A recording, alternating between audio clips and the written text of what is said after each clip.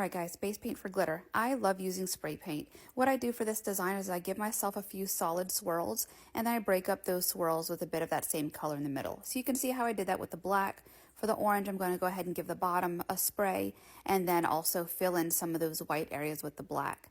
The glitter that's going on here for the black, I need it to really show black, so I'm going to go in and touch up that black again, and then for the orange, I'm going to touch that up one more time and make sure that stays bright. We're going to go ahead and grab our red and blue and do the same thing for this next design. Give it a few stripes, break it up with a little bit of red in the middle, and then fill it in with that blue. It's sort of tough to explain the way that this kind of goes down when the glitter lays. And when I do that step, you'll see what I'm talking about. And we're just using this for a guide is what we're doing for this. Like I said, we need that glitter to have good base paint, and to put these colors on with spray paint, it dries so fast and easy. It's really just a quick, easy step to do.